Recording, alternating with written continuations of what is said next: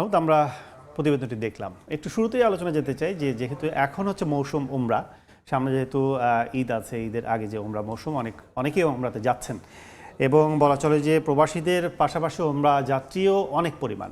সেক্ষেত্রে আসলে এখন বর্তমান অবস্থাটা কি একটু যদি বলেন।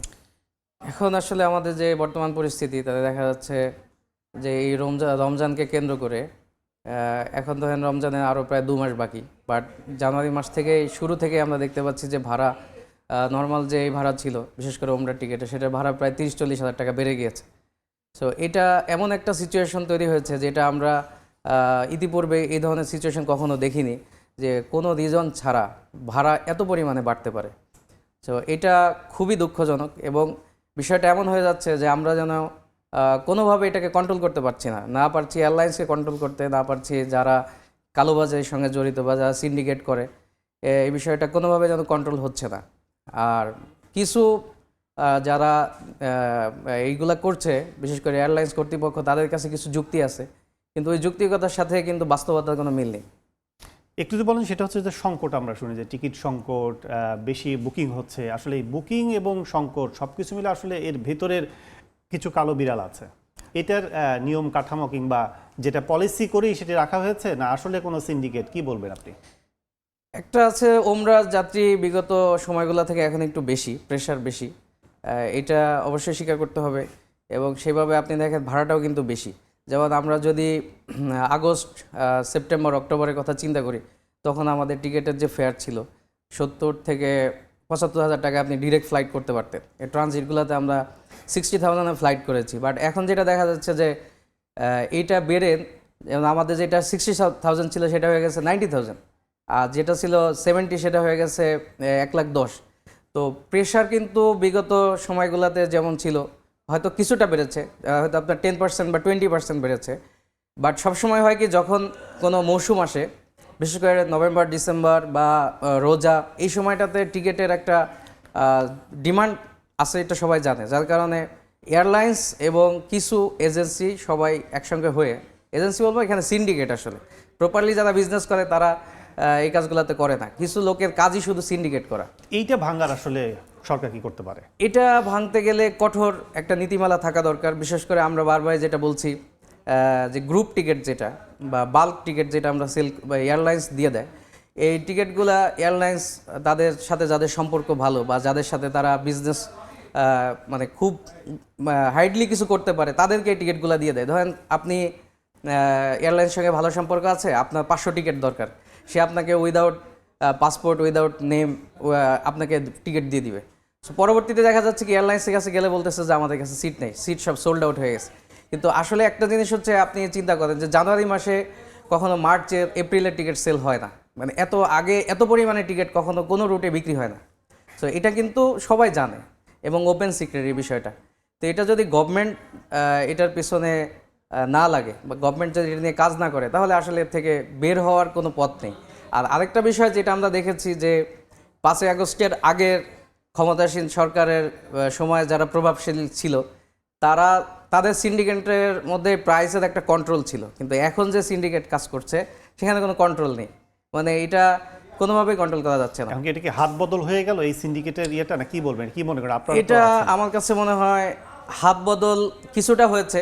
হয়তো বিষয়টা এমন হয়েছে যে আগে আমি করতাম এখন তুমি করো, অথবা আগে আমি করতাম এখন আসো তুমি আর আমি একসঙ্গে করি, এরকম বিষয়টা হয়েছে। এখন ধরেন নিষেধ করার কেউ নেই, বা দেখেও না দেখার ভান সবাই ধরে আছে। ওমরার একটা সাইড গেল, এখানে যদি আমি বলি যে সৌদি আরব গভর্নমেন্ট যেটা করেছে সেটা হচ্ছে যে পরিবার নিয়ে থাকার একটা সুযোগ করে দিয়েছে। সেখানেও দেখছি আমরা ম্যাক্সিমাম অনেক যাত্রী যাচ্ছে যাদের পরিবার চলে যাচ্ছে, তাদের হাজব্যান্ডের কাছে কিংবা আত্মীয় যারা আছে।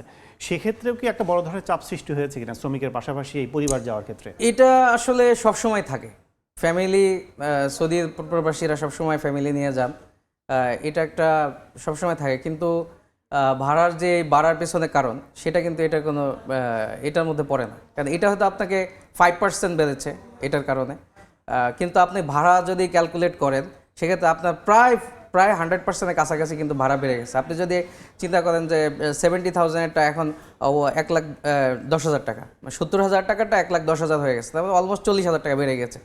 কিন্তু যাত্রী তো এই পরিমাণে বাড়ে নাই আসলে। এখন এটা এয়ারলাইন্সের একটা সূক্ষ্ম কারসাজি আছে, সেটা হলো এয়ারলাইন্স তাদের বলতেছে যে আমাদের ফ্লাইট কম, এখন এটাও একটা তাদের বিজনেস পলিসি, ফ্লাইট কম এই কথা বলে তারা কিন্তু দেখাচ্ছে যে আমাদের ক্যাপাসিটি কম, প্রেশার বেশি, আমাদের ভাড়া বেড়ে গেছে। কিন্তু ফ্লাইট তো বাড়ানো যায় বা আগে বাড়ানো ছিল, হঠাৎ করে কেন তারা বন্ধ করে দিল?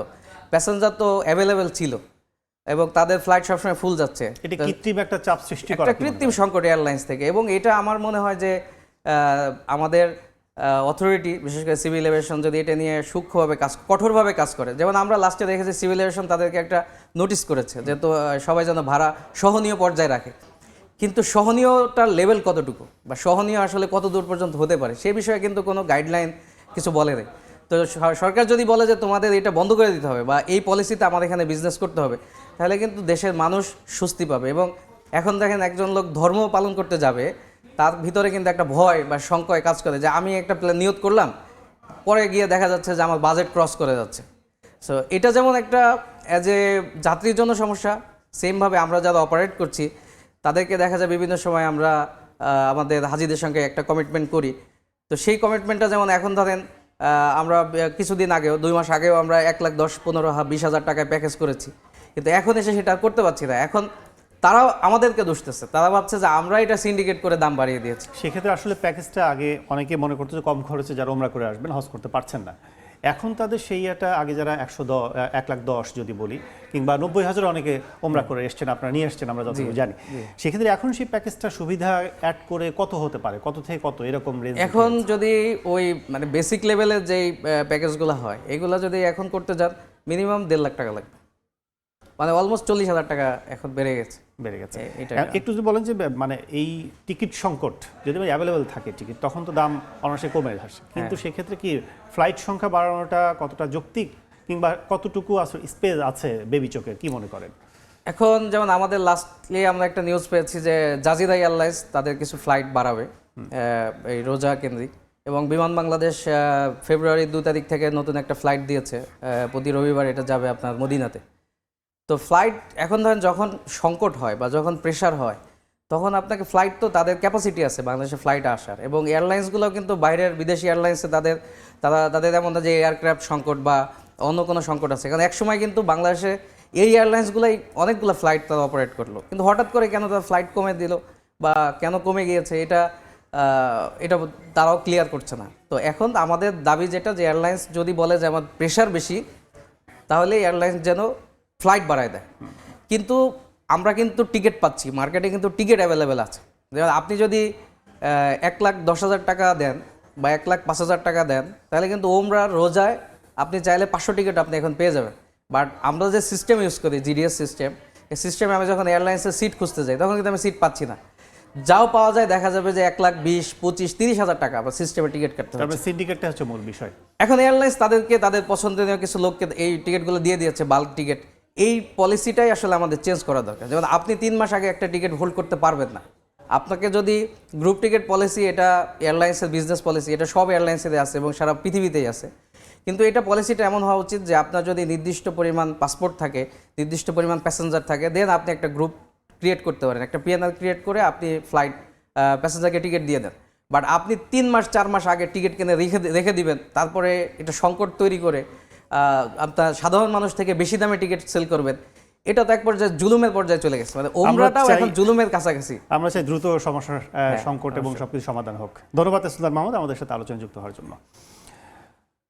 দর্শক, আলোচনা করছিলাম আকাশপথের টিকিট সিন্ডিকেট নিয়ে। আমাদের সাথে আলোচনায় যুক্ত ছিলেন ট্যুর হাব বিডির সিইও সুলতান মাহমুদ।